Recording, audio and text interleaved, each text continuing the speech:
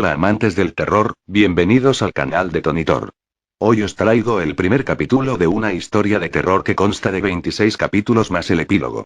Recuerden, pónganse los audífonos, apaguen las luces y disfruten. Espero que os guste, si es así, denle like, comenten y puntúen. Un largo viaje a la oscuridad, capítulo 1. Los ronquidos eran terribles. No debían dejar dormir a ningún vecino. Eran ronquidos largos, irregulares, en cierta manera parecidos al rugir de una motosierra, o alguna otra máquina similar, como por ejemplo un motor fuera de borda, algo devastador e increíblemente molesto. Miró, en la oscuridad, los números rojos del reloj digital. Las 3:30 de la madrugada. Mierda, pensó el hombre, removiéndose intranquilo en la cama. Los ronquidos de su mujer aumentaban en volumen e intensidad por cada desesperante minuto que pasaba. Y él debía levantarse a las 6, para ir al trabajo. Mañana será terrible, pensó. Y para colmo tocaba una auditoría. Su jefe andaría rondándole durante toda la mañana, como una mosca carroñera. Incapaz ya de contenerse, dio un codazo bastante violento a su mujer. Liana primero tosió en la oscuridad, y luego quedó en silencio. En dichoso silencio. El hombre, llamado Dan, aguardó unos segundos en la oscuridad, a la espera de que los ronquidos se reanudaran. Pero los segundos pasaban, y seguía sin escucharse nada. ¿Tan fácil había resultado? Parecía que sí, que así de fácil había resultado. Pensó que, de haberlo sabido, hubiese encajado el codazo mucho antes, cuando su mujer había comenzado a roncar, aproximadamente a las 11 de la noche, o, lo que parecía lo mismo, 1.000.000 de años atrás. Todavía aguardó unos minutos más, desconfiado de su súbita buena suerte, antes de relajarse y darse vuelta en la cama con suma lentitud, dispuesto a dormir de una buena vez. El sueño llegó muy rápido. En menos de 15 segundos, sintió que comenzaba a adentrarse en ese curioso mundo paralelo al que los especialistas, por algún motivo, se empeñan en llamar actividad onírica. Sin embargo, sentía que todavía había algo pendiente, algo que había pasado por alto y que no lo dejaba descansar en forma definitiva. Molesto, con los ojos irrigados en sangre, se preguntó qué diablo sería. ¿La auditoría de mañana? ¿Aquel llamado del banco, que le advertía sobre un préstamo impago? ¿Qué? Meditó sobre el asunto durante unos segundos, casi adormilado, hasta que, de súbito, se dio cuenta de la situación. Su mujer, luego de aquel codazo, no solo había dejado de roncar, sino también, aparentemente, de respirar. Se incorporó en la cama, conteniendo él también la respiración, para escuchar cualquier ruidito, cualquier soplido que le indicara que Liana seguía respirando. No oyó nada. Apoyó su mano sobre el pecho de ella. Tampoco parecía moverse. La sacudió levemente. «¿Liana?», susurró. No hubo respuesta. La sacudió con mayor violencia. «¿Liana? Mi amor?» Nada. Buscó a tientas el interruptor de la mesita de luz. La lámpara no se encendió. Recordó entonces que estaba quemada. Liana le había advertido la tarde anterior, pero él se había olvidado de reponerla. «Liana», gritó él, dándose vuelta desesperado, y justo en ese momento, para su total desconcierto, los ronquidos volvieron a reanudarse. Él quedó inmóvil, escuchando estupefacto. No puedo creerlo, pensó. Tenía ganas de sacudir a su mujer y gritarle en la oreja, cantarle una canción, bailar sobre la cama, cualquier cosa con tal de que despertara y dejara de roncar de una vez. Pero un pensamiento lo detuvo. Hasta hace unos segundos atrás, pensé que Liana estaba muerta. Se metió bajo las frazadas y se cubrió la cara con la almohada. La auditoría, pensó. Mañana estaré hecho un zombi. Los auditores me destrozarán, y luego el jefe me pondrá de patitas en la calle. Ronquidos. Más y más ronquidos. La motosierra había reanudado su trabajo. Debía haber derribado centenares de árboles a esa altura de la noche. También estaba el préstamo del banco. No había pagado la cuota del mes pasado, y dudaba que pudiera pagar la del mes actual. Los ronquidos se hicieron irregulares. Y comenzaron a subir. Es decir, no en intensidad, sino a subir en altura. Dan se quitó la almohada y escuchó. Segundos atrás, los ronquidos surgían desde muy cerca de su oreja izquierda. Ahora, parecían nacer desde un lugar más elevado. como si su mujer, en la oscuridad, se estuviera incorporando lentamente, sin dejar de emitir esos molestos ronquidos que lo tenían desvelado desde el inicio de la noche. Muy pronto, el origen de los ruidos estuvo a unos 50 centímetros de su cabeza, y luego a 1 metro. Y seguía subiendo. Era como si su mujer le evitara. «Liana», volvió a decir. Estiró un brazo en dirección a su mujer, pero solo se encontró con las sábanas tibias. Era una locura, una incoherencia total, pero sus sospechas parecían ciertas. Su mujer ya no estaba en la cama con él, sino a unos 2 metros del suelo, muy cerca del cielo raso. Dormida, flotaba en la negrura de la noche. Dan estiró el brazo en dirección al velador de ella y encendió la luz. Miró hacia arriba. Ahogó un grito. Había algo allá arriba, pegado al cielo raso. Durante unos segundos su cerebro se negó a procesar la imagen, sencillamente porque era algo que nunca antes había visto. Algo que parecía una gelatina negra, pegajosa, de largos tentáculos que oscilaban en el aire. Algunos de esos tentáculos habían rodeado el cuerpo de su mujer y lo llevaban en dirección a una boca negra y llena de dientes, de unos 40 centímetros de diámetro. Los ojillos de la cosa, de un curioso anaranjado, parecían hundidos en unos pliegues del color de las hojas secas. Su mirada era ávida e inteligente, y parecía dispuesta a cualquier cosa con tal de salirse con la suya. Había llegado desde la noche a través de la ventana abierta, moviéndose sigilosamente y pegada a las paredes, como una ventosa. A esto lo supo el hombre tiempo después, al examinar el lugar. Una sustancia amarronada revelaba su camino, que comenzaba muy cerca del jardín, un piso más abajo. Había trepado por la pared, como un caracol o una babosa, y luego se había escurrido entre las rejas del balcón. Y ahora sostenía firmemente a su mujer, elevándola por los aires, con la aparente intención de devorarla o Dios sabía qué otra cosa aberrante. ¿Y por qué la maldita no despertaba? Porque, por todos los santos, seguía roncando como si estuviera durmiendo sobre una cama de plumas. «Liana», gritó el hombre, y se abalanzó sobre el cajón de la cómoda, donde guardaba el revólver calibre 22. «Despierta, estúpida». El grito pareció dar, por fin, resultado. Dejando por la mitad un terrible ronquido, su esposa despertó. Primero miró con horror a la criatura, como si quisiera cerciorarse de que estaba despierta del todo, y luego comenzó a sacudirse y a tratar de desprenderse de los tentáculos que la rodeaban. Lanzó un grito aterrado y miró hacia abajo, hacia su marido, que había encontrado la pistola y ahora apuntaba, tembloroso, hacia la cosa pegada en el techo. Sus miradas, durante unos microsegundos que se hicieron eternos, se encontraron y parecieron decirse muchas cosas, algo que por otro lado, es típico en las personas que llevan viviendo una buena cantidad de años juntas. ¿Qué es esto? ¿Qué ha pasado? No lo sé, Liana. ¿Voy a morir? No si puedo evitarlo, querida. Te amo. Yo también, Liana. Voy a dispararle, no te muevas, le advirtió. Su mujer pareció no escucharlo. Había regresado la vista hacia la criatura, sobre todo a su boca, que parecía cada vez más grande y babeaba una sustancia verdosa, que le manchaba gran parte del cuerpo y el camisón blanco. Los dientes eran del tamaño de unos sables, aunque a la mujer le pareció que tenían una consistencia blanda, más que dientes parecían los filamentos carnosos que tienen las ballenas en su boca, para filtrar el plancton. Entonces la mujer pensó horrorizada: no me va a comer, no me va a masticar y me va a chupar. Comenzó a gritar con más fuerza y a debatirse con frenesí. Su marido, 3 metros más abajo, arrodillado sobre la cama, disparó el arma. El impacto dio de lleno en la masa negra y gelatinosa de la criatura, que pareció estremecerse de dolor o sorpresa. Sin embargo, no vio señales de querer soltar a la mujer.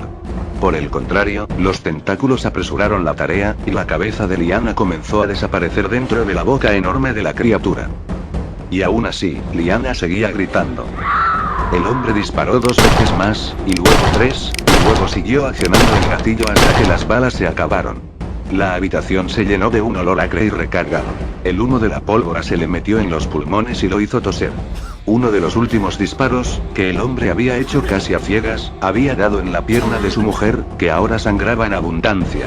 Los goterones caían sobre las sábanas y las manchaban con pintitas rojas. Sin embargo, la criatura no daba señales de estar malherida o siquiera molesta. Ahora había succionado el cuerpo de su mujer hasta los hombros, y los tentáculos libres movían de un lado a otro en probables señales de gozo o entusiasmo.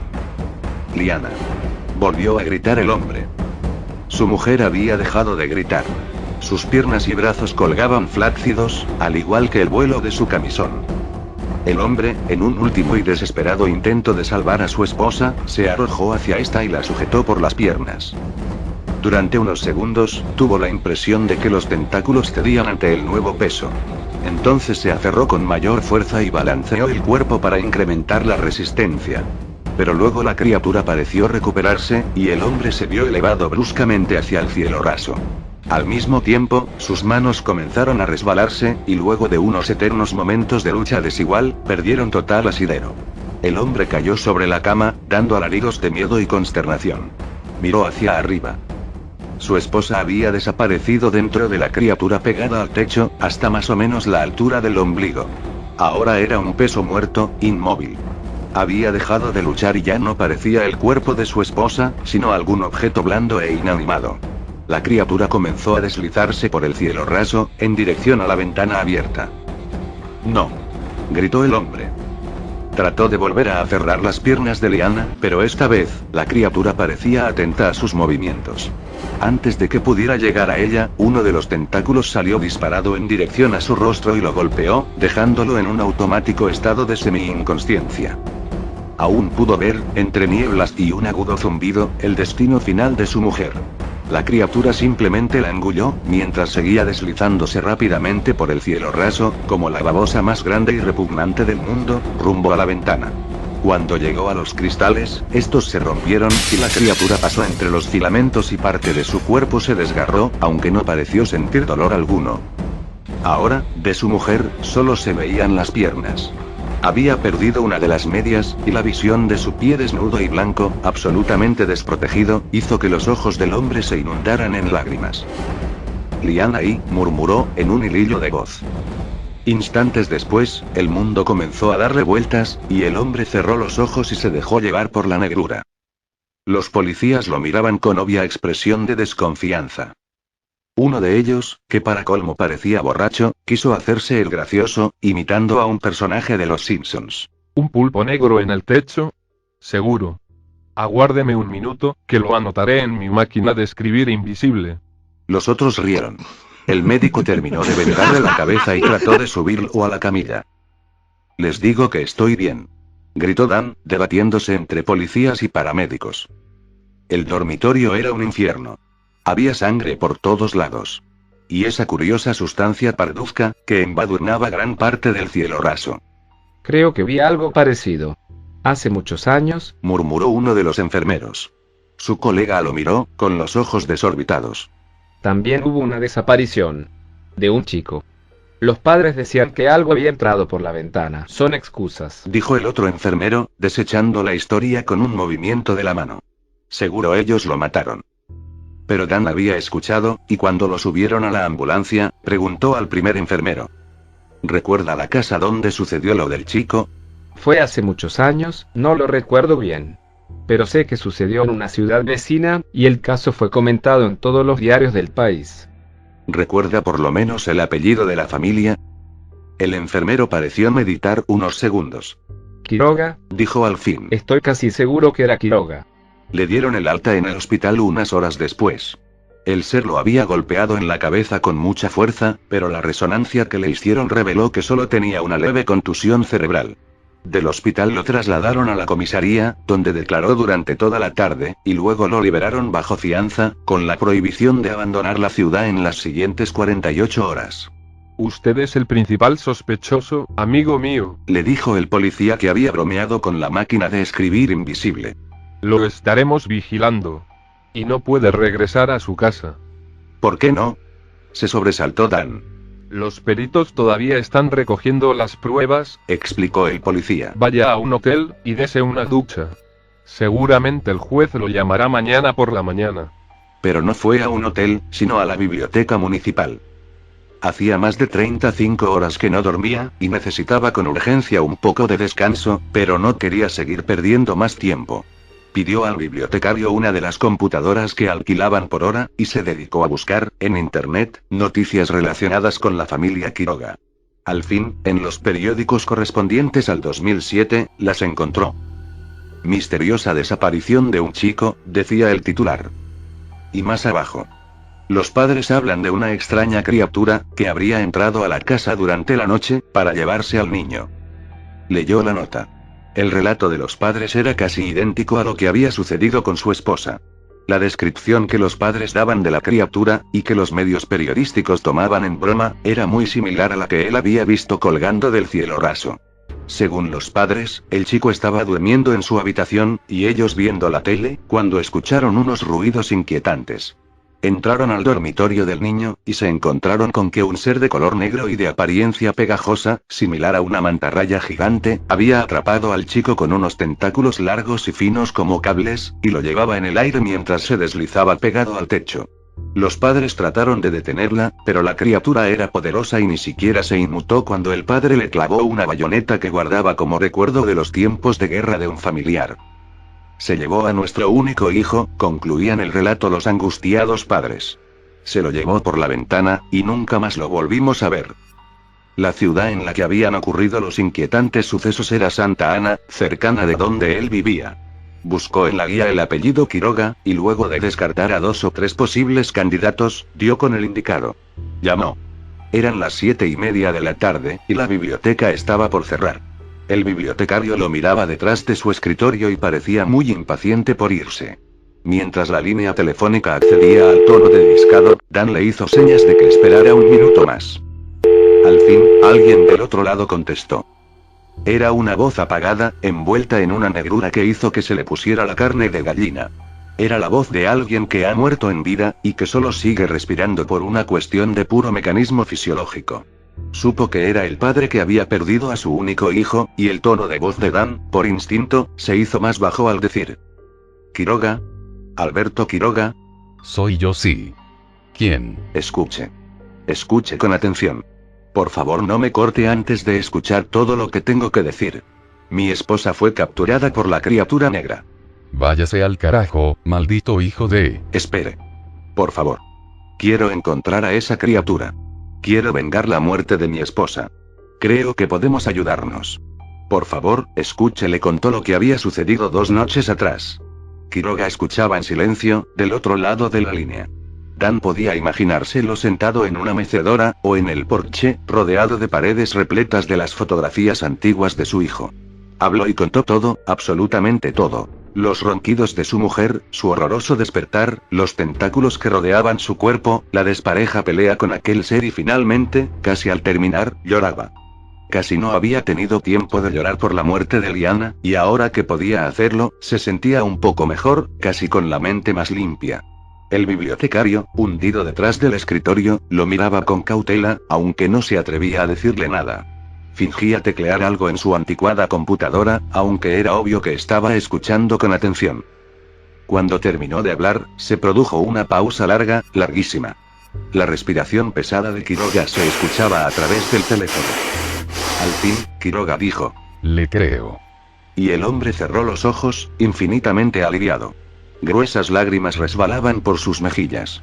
Apretó el celular con mayor fuerza. Gracias a Dios, Pero se equivoca en una cosa. dijo Quiroga, antes de que Dan pudiese seguir hablando. Su esposa no está muerta. Dan frunció el entrecejo. ¿Cómo? ¿Por qué? Venga a mi casa, y le explicaré todo. Dan recordó la fianza bajo palabra. Se lo mencionó a Quiroga. Lo siento, pero no seguiré hablando de este tema con usted por teléfono, Dijo Quiroga en tono seco. ¿va a venir o no?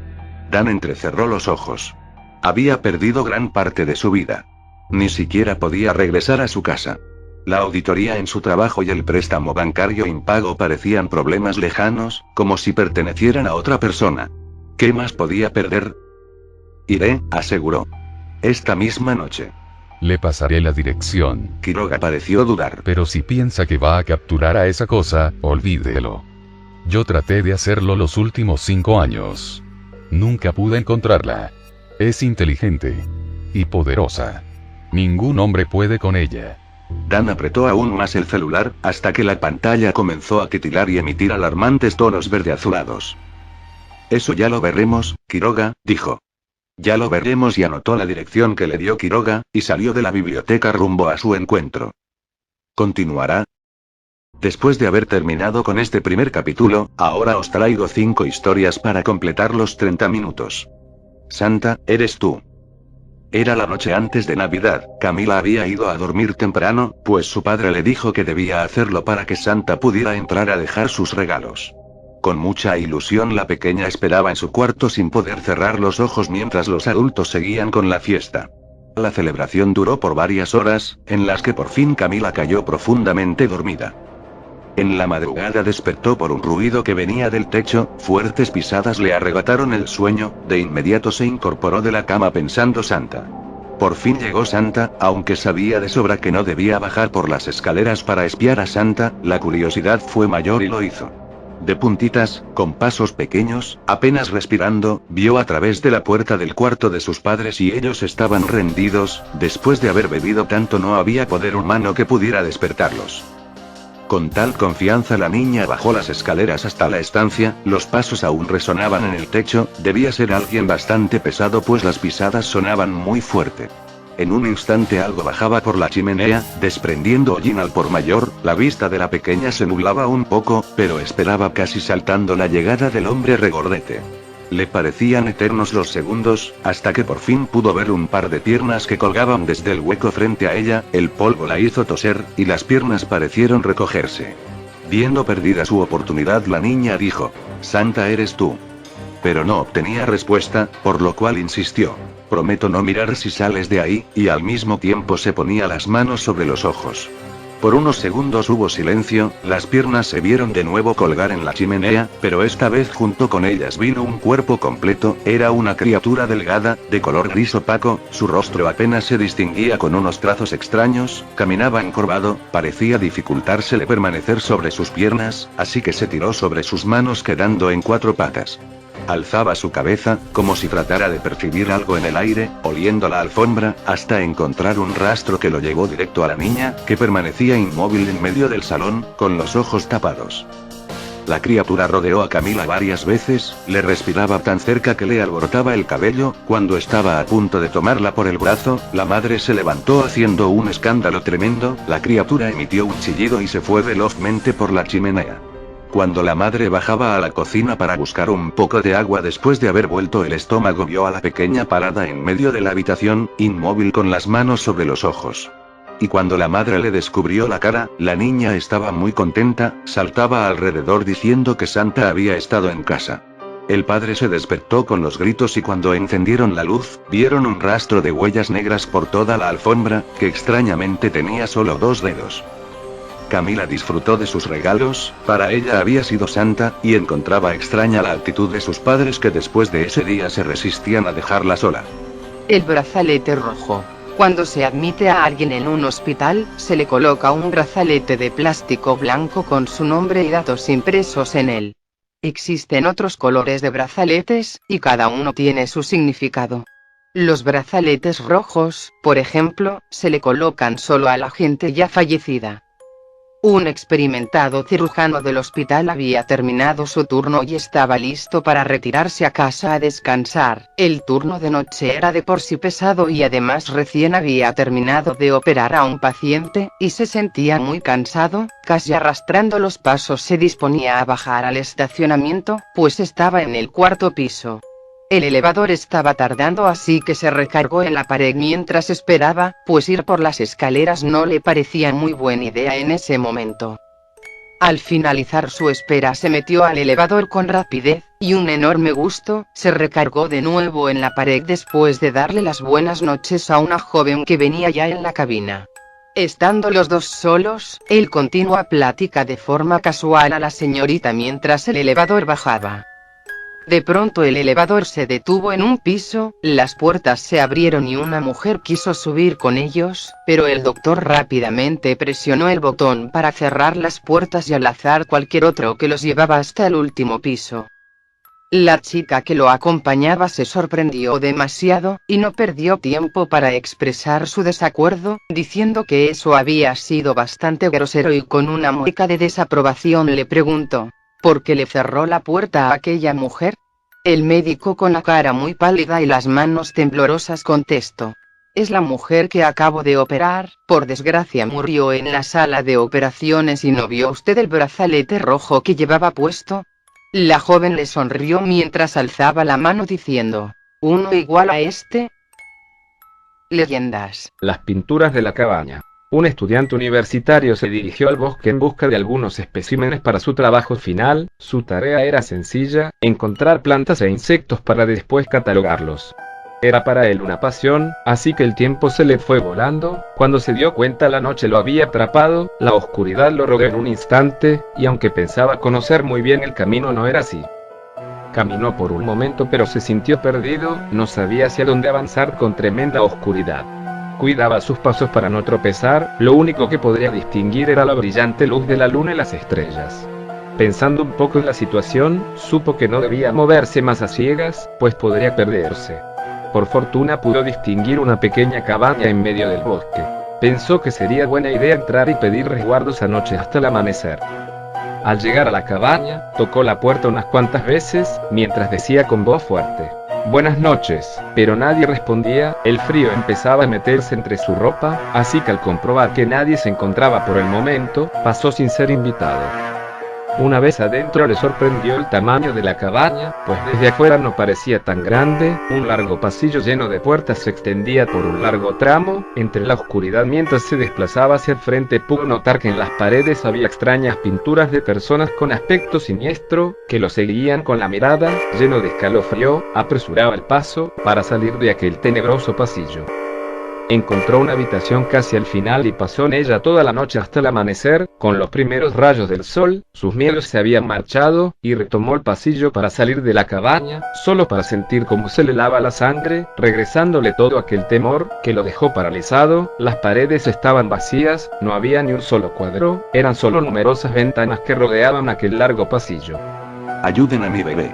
Juan cruzaba la carretera con mucha precaución, ya que había una molesta niebla que impedía la visión del camino. Llevando consigo a su familia, no quiso arriesgarse a algún percance.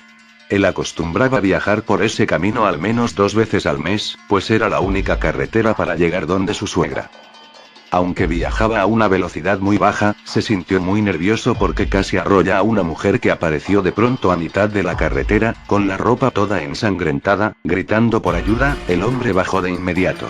Entre los llantos y la desesperación de la mujer, alcanzó a entender que había tenido un accidente, y su coche se encontraba en el barranco. Le pedía con total angustia la acompañara, pues su bebé aún seguía atrapado, y ella por más que intentó no tenía la fuerza suficiente para liberarlo de entre los cascajos del auto. Cuando el hombre se asomó apenas se veía una parte del auto, aunque había destruido la vegetación alrededor al deslizarse por la colina. Era imposible verlo desde el camino, y nadie se habría percatado del accidente, mucho menos encontrado al bebé. Juan bajó un largo tramo hasta llegar al coche. Su familia, que lo observaba desde la orilla del camino, lo había perdido de vista entre la niebla. Pasado un rato subió muy nervioso con el bebé en brazos. La mujer ya no estaba, los demás habían dejado de prestarle atención mientras veían al padre bajar y desapareció sin que pudieran darse cuenta. El hombre preguntaba muy nervioso por ella, pero nadie pudo darle razón. Él arrancó el coche y emprendieron camino, mientras Sue insistía en que no era correcto irse dejándola sola a su suerte y mucho menos llevándose a su bebé. Ante la inasistencia de la esposa, el hombre detuvo el auto con poco tramo recorrido, le hizo bajar para decirle que cuando llegó al lugar del accidente vio a la mujer que les había dado el aviso muerta, atrapada en el coche. Estaba tan fría que probablemente ya tenía varias horas muerta. Cruz Verde de Monterrey. El paramédico de la Cruz Verde de Monterrey, Eduardo Rivera, cuenta que algo extraño ha estado ocurriendo por las noches. Varios fenómenos se han manifestado en sus instalaciones causando sorpresa en más de uno. Dice que en una de las paredes del pasillo que van a dar al área de enseñanza vio una sombra y después un bote se comenzó a mover. Todos salieron corriendo de donde estaban para ver qué sucedía, y al llegar vieron como el garrafón de agua había sido movido más de 1 metro. Otro paramédico ha dicho que una noche le golpeaban a la puerta del cuarto de descanso fuertemente. Reacciona asustado por el ruido repentino y porque la toalla que colgaba ahí había caído. Con rapidez se levanta de la cama y al abrir la puerta ve correr una sombra por el pasillo. Aunque hace esfuerzos por perseguirla, se da cuenta al darle alcance que no era una persona, solo una sombra. Pero el hecho que les hace enchinar la piel, es que con la cámara de un teléfono celular captaron la imagen de un aparente ente que se presentó en el lugar en una intervención médica de la sala de urgencias. Tomaron la fotografía al lesionado para mostrarla posteriormente con fines de entrenamiento, pero al ver la fotografía tomada tiempo después, se dan cuenta que aparece en ella un niño, cosa que les parece extraña porque la paciente solo iba acompañada de 3 adultos. La fotografía fue analizada por expertos, que concordaron que no había truco alguno en ella, y sea lo que fuere, había estado ahí presente cuando se tomó la fotografía. Hay quienes aseguran haber visto a aquel niño hacer travesuras por los pasillos del ahora extraño hospital. Parece que el haber sido visto le dio más confianza, que ahora vaga por el lugar como si fuese su propia casa. Leyendas mexicanas.